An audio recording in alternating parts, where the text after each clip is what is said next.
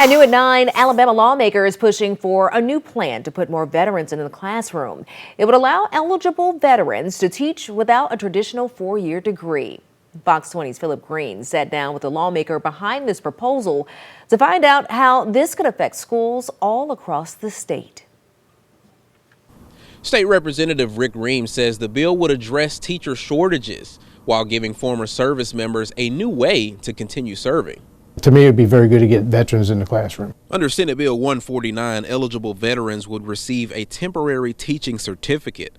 Representative Ream says veterans would bring leadership and discipline into the classroom. The U.S. Army is one of the biggest career tech organizations in the world.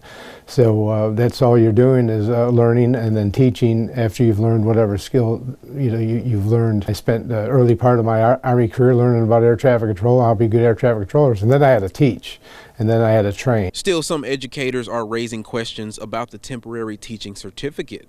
But Representative Ream says the bill is designed to maintain educational standards while helping schools fill open teaching positions. He sees Senate Bill 149 as a first step toward broader efforts to recruit and support non-traditional educators, particularly veterans, across the state. But there are still requirements. You need to have 60 credit hours and a 2.5 GPA average.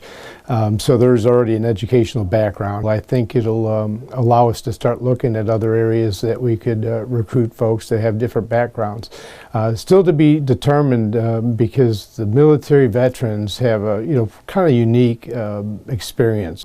Senate Bill 149 will be heard in a Senate committee tomorrow. If given the initial approval, it will then go before the Senate for final approval before moving to the House. And with the support from the governor, the bill remains a top priority.